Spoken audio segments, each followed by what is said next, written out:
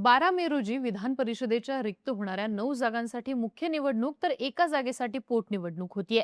या 10 जागांसाठी कोणता पक्ष कोणाला संधी देणार याची चर्चा आता व्हायला लागली आहे। या निवडणुकीत विधानसभेतल्या संख्याबळानुसार सत्ताधारी भाजपच्या वाट्याला 6, शिवसेनेच्या वाट्याला 2 आणि अजितदादांच्या राष्ट्रवादीच्या वाट्याला 1 जागा येणार आहे। तर विरोधातल्या महाविकास आघाडीला फक्त एकच जागा मिळण्याची शक्यता आहे। मुख्य म्हणजे सत्ताधारी महायुतीतल्या तिन्ही पक्षांमध्ये उमेदवारीसाठी इच्छुकांची भली मोठी रांग असल्याचं पाहायला मिळतंय।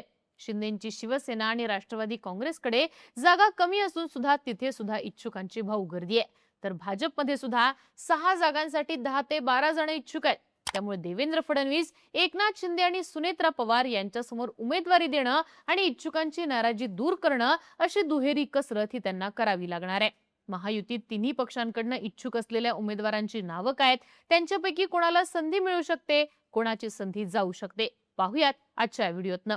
नमस्कार, मी आरती आणि तुम्ही बघताय बोल भिडू। सगळ्यात आधी बोलूयात भाजपच्या इच्छुकांबद्दल। भाजपला सर्वाधिक 6 जागा मिळणार असल्यानं इथे इच्छुकांची मोठी रांग आहे। या रांगेतलं पहिलं नाव आहे ते संजय केणेकर यांचं। छत्रपती संभाजीनगरमधून येणारे संजय केणेकर हे मुख्यमंत्री देवेंद्र फडणवीसांचे निकटवर्तीय म्हणून ओळखले जातात। गेल्या वर्षी मार्च 2025 मध्ये सुद्धा केणेकर यांना पक्षानं विधान परिषदेवर संधी दिलेली, पण त्यांना फक्त 11 महिन्यांचाच कार्यकाळ मिळाला। त्यामुळे आता पुन्हा एकदा त्यांना विधान परिषदेवर संधी मिळण्याची शक्यता आहे। मराठवाड्यातल्या भाजपचा मायक्रो ओबीसींचा चेहरा म्हणून केणेकर ओळखले जातात। अखिल भारतीय विद्यार्थी परिषदेतनं आपल्या कार्याची सुरुवात केलेले केणेकर प्रखर हिंदुत्ववादी नेते आहेत। औरंगजेबाच्या कबरीचा मुद्दा, खुलताबादचं नामांतरण रत्नपूर करण्याच्या मुद्द्यावरनं केणेकरांनी आक्रमक भूमिका घेतलेली। तसंच संभाजीनगर महापालिकेत त्यांनी शिंदेच्या शिवसेनेला आव्हान देत पक्षाला अपेक्षित यश मिळवून देण्यात केणेकरांची भूमिका महत्त्वाची राहिल्याचं सांगितलं जातं। महानगरपालिकेच्या उमेदवारीवरनं इच्छुकांनी भाजप विरोधात संताप व्यक्त केल्यावर त्यांना शांत करण्याचं काम सुद्धा केणेकरांनी केलेलं। पक्ष पातळीवर केणेकरांनी आपली छाप सोडल्यानं त्यांना पुन्हा एकदा विधान परिषदेवर संधी मिळणार की पक्षाकडनं नव्याने आलेल्यांना संधी दिली जाणार हे पाहणं महत्त्वाचं असेल। भाजपच्या इच्छुकांमधलं दुसरं नाव आहे दादाराव केचे यांचं। वर्ध्यातील आर्वी मतदारसंघाचे भाजपचे माजी आमदार दादाराव केचे यांचा 2024च्या विधानसभा निवडणुकीतनं पत्ता कट करण्यात आलेला। तेव्हा केचे थेट अमित शहांकडनं विधान परिषदेचा शब्द घेऊन आले होते। त्यानुसार त्यांना गेल्या वर्षी पक्षानं विधान परिषदेवर आमदार म्हणून पाठवलं देखील, पण ती संधी 11 महिन्यांचीच होती। त्यामुळे आता सुद्धा दादाराव केचे यांचं नाव पुन्हा एकदा रेसमध्ये आलंय। आपल्याला पुन्हा संधी मिळण्याची आशा असल्याचं केचेंनी म्हटलंय। पण यावेळी देवेंद्र फडणवीस त्यांना संधी देतील का याची शक्यता कमी आहे। विधान परिषदेसाठी भाजपकडनं विदर्भाला 2 जागा दिल्या जाणार आहेत।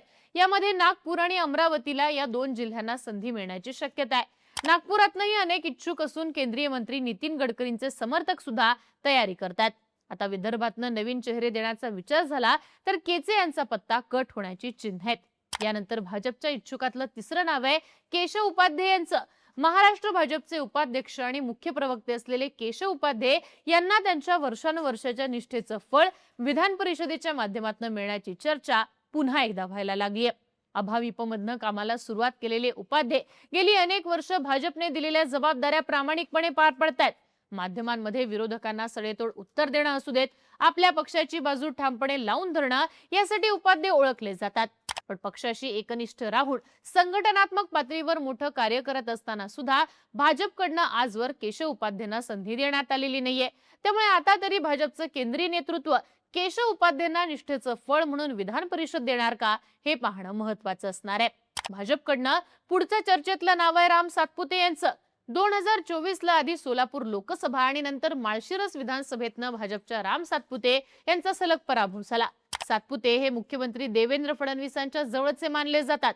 सलग 2 पराभव झालेले असताना सुद्धा राम सातपुते सोलापूर जिल्ह्यात पक्षासाठी काम करतायत। सोलापूर जिल्हा परिषदेच्या दहिगाव गटातनं राम सातपुतेंनी त्यांच्या पत्नी संस्कृती यांना निवडून आणलं। मुख्य म्हणजे या निवडणुकीत माळशिरसचे आमदार उत्तम जानकर यांचे चिरंजीव जीवन जानकरांचा पराभव केल्यानं राम सातपुतेंनी विधानसभा निवडणुकीत पराभवाचा वचपा काढलाय असं बोललं गेलं।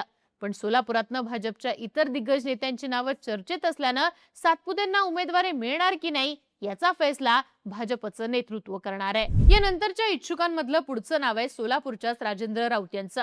बार्शीचे माजी आमदार राजेंद्र राऊत यांची सुद्धा मुख्यमंत्र्यांच्या जवळचे नेते अशी ओळख आहे। बार्शीची जागा ही गेल्या विधानसभेला शिंदेच्या शिवसेनेला सुटली आणि भाजपमधनं राजेंद्र राऊत हे सेनेत गेले। त्यांना तिकीटही मिळालं. जरांगे पाटील यांना केलेल्या विरोधामुळे मराठा मतांचं गणित जमलं नाही आणि राऊत यांचा निसटत्या मतांनी विधानसभेला पराभव झाला. पराभवानंतर लगेचच त्यांनी पुन्हा एकदा भाजपात प्रवेश केला. त्यानंतर झालेल्या बार्शी नगरपालिका आणि पंचायत समितीच्या निवडणुकीत राऊत यांच्या विरोधात सगळे पक्ष एकत्रित आले तरी सुद्धा राऊत यांनी मिळवलेला विजय हा त्यांची क्षमता दाखवणारा ठरला.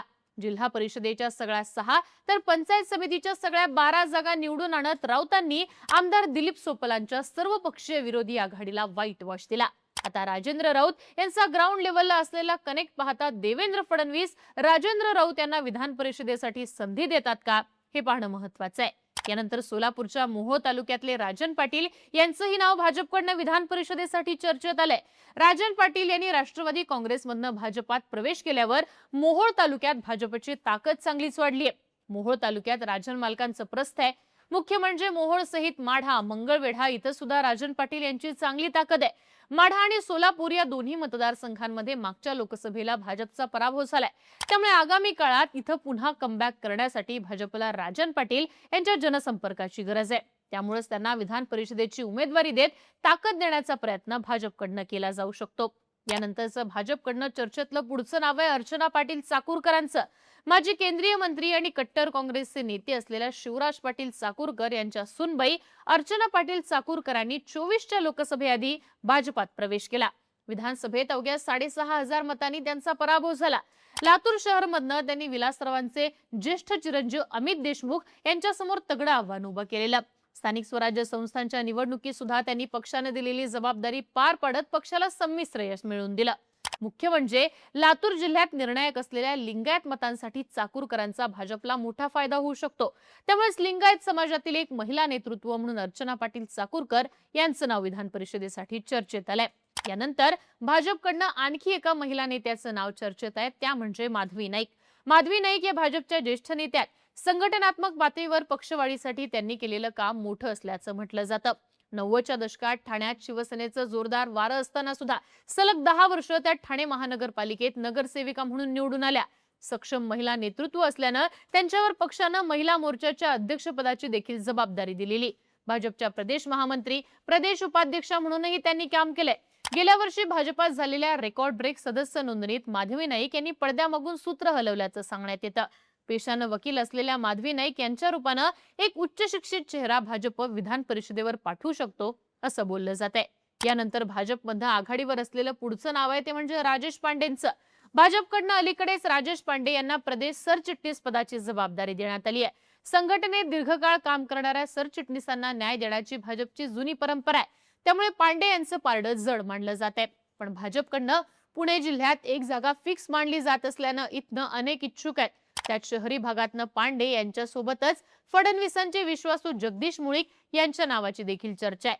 वडगाव शहरी विधानसभेच्या वेळी झालेली राजकीय तडजोड आणि खुद्द उपमुख्यमंत्री देवेंद्र फडणवीस यांनी मुळीक यांना आमदारकीचं दिलेलं आश्वासन, त्यामुळे फडणवीस हे आश्वासन पाळणार का हे पाहणं महत्वाचं आहे. तर दुसरीकडे पुणे ग्रामीण मधनं सुद्धा 2 नावं आघाडीवर आहेत. जिल्हा परिषदेचे माजी अध्यक्ष प्रदीप कंद आणि काँग्रेसमधनं आलेले भोरचे माजी आमदार संग्राम तोपटे यांना देखील भाजप संधी देण्याची शक्यता आहे. पुण्याच्या शहरी भागात भाजपची पकड मजबूत आहे, पण ग्रामीण भागात आपली ताकद वाढवण्यासाठी आणि राष्ट्रवादी काँग्रेसला शह द्यायचा असेल तर भाजप ग्रामीण भागातल्या चेहऱ्याला संधी देण्याची खेळी खेळू शकतो असं म्हटलं जात आहे. यानंतर नागपूरचे माजी महापौर आणि शहराध्यक्ष दयाशंकर तिवारी यांच्यासह संजय भेंडे आणि संदीप जोशी यांची ही नावं चर्चेत आहेत. तर प्रज्ञा सातव यांनी काँग्रेसमधनं भाजपमध्ये प्रवेश केल्यानं त्यांनी आपल्या विधान परिषद सदस्यत्वाचा राजीनामा दिलेला. त्यामुळे रिक्त झालेल्या त्यांच्या जागेवर पोटनिवडणुकीसाठी पुन्हा एकदा भाजप सातव यांनाच उमेदवारी देणार हे जवळपास फिक्स मानलं जाते. आता भाजपमधनं विधान परिषदेच्या 6 जागांसाठी इतक्या मोठ्या प्रमाणात इच्छुकांची गर्दी आहे, पण शिवसेनेच्या 2 जागांसाठी सुद्धा मोठ्या प्रमाणात चढाओढ आहे. यामध्ये निवृत्त होत असलेल्या नीलम गोऱ्हे यांची उमेदवारी जवळपास फिक्स मानली जाते. शिवसेनेच्या ज्येष्ठ नेत्या आणि विधान परिषदेच्या उपसभापती म्हणून गोऱ्हे यांनी काम पाहिलेलं आहे. शिवसेनेतले एक ज्येष्ठ महिला नेतृत्व म्हणून नीलम गोऱ्हे यांची उमेदवारी जवळपास निश्चित आहे. पण शिवसेनेत दुसऱ्या जागेसाठी मोठी चुरस आहे. इच्छुकांमध्ये असलेलं पहिलं नाव आहे शीतल म्हात्रेंचं. राज्यसभेच्या जागेसाठी शीतल म्हात्रेंचं नाव चर्चेत आलेलं, पण शिंदेंनी धक्कातंत्राचा वापर करत ज्योती वाघमारे यांना संधी दिली. त्यामुळे शीतल म्हात्रेंना विधान परिषदेवर संधी मिळण्याची शक्यता जास्त असल्याचं म्हटलं जात आहे. शिवसेनेचा कणकणीत आवाज अशी म्हात्रेंची ओळख आहे. प्रवक्ता म्हणून विरोधकांचा समाचार घेण्यात शीतल म्हात्रे नेहमीच पुढे असतात. ठाकरेंच्या सुषमा अंधारेंसारख्या नेत्यांना थेट प्रत्युत्तर देण्यात शीतल म्हात्रे आघाडीवर असल्यानं एकनाथ शिंदे त्यांना संधी देऊ शकतात असं म्हटलं जातंय. दुसरीकडे शायना एनसी यांच्या नावाची सुद्धा शिंदेच्या सेनेकडनं चर्चा आहे. शीतल म्हात्रेंप्रमाणे शायना एनसी यांनी सुद्धा विरोधकांना सडेतोड उत्तर देण्याची भूमिका घेतली आहे. शिंदेंनी त्यांना विधानसभेसाठी मुंबादेवी या काँग्रेसचा बालेकिल्ला असलेल्या मतदारसंघातून उमेदवारी दिलेली, पण त्यात त्यांचा पराभव झाला. आता भाजपमधनं शिवसेनेत आल्या असल्यानं त्यांना शिंदे संधी देणार का हे पाहणं महत्वाचं आहे. कारण असं झालं तर शिंदेंनी निष्ठावंतांना डावललं असा शिक्का देखील बसण्याची शक्यता आहे. त्यामुळे एकनाथ शिंदे नेमकी कोणाला संधी देतात याकडे सगळ्यांचं लक्ष आहे. यानंतर शिंदेच्या शिवसेनेकडनं चर्चेत असलेलं पुढचं नाव आहे रवींद्र फाटक यांचं. फाटक हे याआधी सुद्धा शिवसेनेकडनं विधान परिषदेवर आमदार म्हणून गेलेले आहेत. शिंदेचा गड असलेल्या ठाण्यात येणाऱ्या रवींद्र फाटक यांचं नाव ठाण्याच्या लोकसभेवेळी सुद्धा पुढे आलेलं. मुख्य म्हणजे एकनाथ शिंदेप्रमाणे ते सुद्धा आनंद दिघेंचे शिष्य आहेत. नारायण राणेंनी सेनेतनं काँग्रेसमध्ये प्रवेश केल्यावर रवींद्र फाटक सुद्धा त्यांच्यासोबत काँग्रेसमध्ये गेलेले, पण त्यानंतर त्यांनी पुन्हा एकदा सेनेत प्रवेश केला. ठाणे जिल्ह्यातल्या वागळे इस्टेट आणि किसन नगर परिसरात त्यांची चांगली पकड आहे. त्यामुळे एकनाथ शिंदे आपल्या सोबतच्या ज्येष्ठ सहकार्याला विधान परिषदेसाठी संधी देऊ शकतात असं म्हटलं जातंय. यासोबतच ठाणे महानगरपालिकेचे माजी महापौर आणि शिंदेचे विश्वासू संजय मोरे, किरण पावसकर, दीपक सावंत यांची नावं शिंदेकडनं विधान परिषदेसाठी चर्चेत आहेत. अजितदादांच्या राष्ट्रवादीच्या वाट्याला एक जागा येणार असली तरी तिथं सुद्धा अनेक इच्छुक आहेत. यात सोलापुरातील उमेश पाटील यांचं नाव आघाडीवर आहे. सोलापूर जिल्ह्यातल्या राष्ट्रवादी काँग्रेसचा मराठा चेहरा म्हणून उमेश पाटील यांच्याकडे पाहिलं जातं. राष्ट्रवादीचं सोलापूरचं जिल्हाध्यक्षपद त्यांच्याकडे आहे. अजित पवारांचे विश्वासू नेते अशी उमेश पाटलांची ओळख आहे. मुख्य म्हणजे 24च्या विधानसभेला उमेश पाटलांनी पक्षविरोधात भूमिका घेऊन सुद्धा अजितदादांनी त्यांना पुन्हा पक्षात घेत जिल्हाध्यक्षपद दिलेलं. आता उमेश पाटील हे पार्थ पवार यांच्याही जवळचे म्हणून ओळखले जातात. भाजपनं सोलापुरात राष्ट्रवादी काँग्रेसचे महत्वाचे नेते गळाला लावून आपली ताकद वाढवली आहे. त्यामुळे भाजपला आव्हान म्हणून विधान परिषदेसाठी उमेश पाटील यांना संधी दिली जाऊ शकते असं म्हटलं जाते. आता राष्ट्रवादीमध्ये इच्छुकांमध्ये असलेलं दुसरं नाव आहे ते म्हणजे झिशान सिद्दीकी यांचं. बाबा सिद्दीकी यांच्या हत्येनंतर त्यांचे चिरंजीव झिशान सिद्दीकी यांना अजितदादांच्या राष्ट्रवादीकडनं विधानसभा निवडणुकीत वांद्रे पूर्वची उमेदवारी मिळाली होती, पण या निवडणुकीत त्यांचा पराभव झाला. तेव्हापासून झिशान सिद्दीकी कमबॅकच्या प्रतीक्षेत आहेत. झिशान सिद्दीकी यांना संधी देत सुनेत्रा पवार मुस्लिम कार्ड खेळण्याचा प्रयत्न करू शकतात. मुंबईमध्ये राष्ट्रवादी काँग्रेसची विशेष अशी ताकद नाहीये.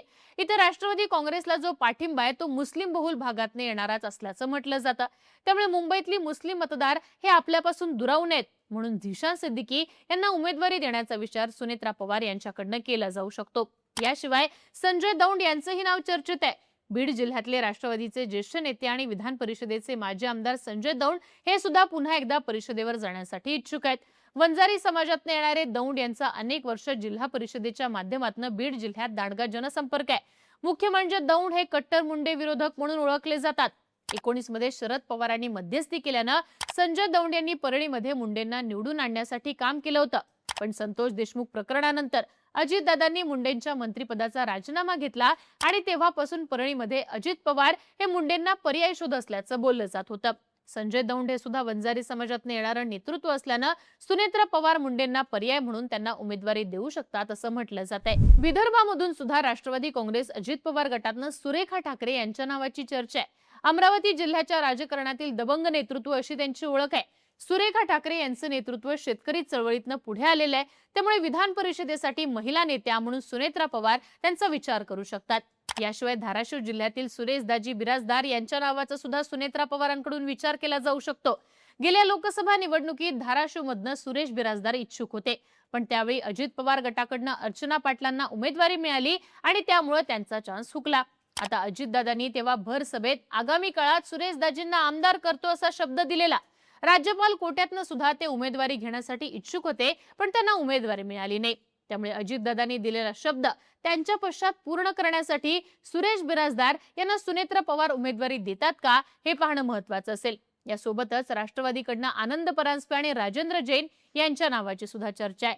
थोडक्यात सत्ताधारी महायुतीकडनं विधान परिषदेसाठी इच्छुकांची इतकी मोठी यादी असल्यामुळे उमेदवारी देताना पक्ष नेमके कोणते निकष लावणार हे पाहणं महत्वाचं असणार आहे. दुसरीकडे महाविकास आघाडी सुद्धा ही जागा कोणाला देणार आणि कोण उमेदवार असणार हे सुद्धा पाहणं अत्यंत महत्त्वपूर्ण ठरणार आहे.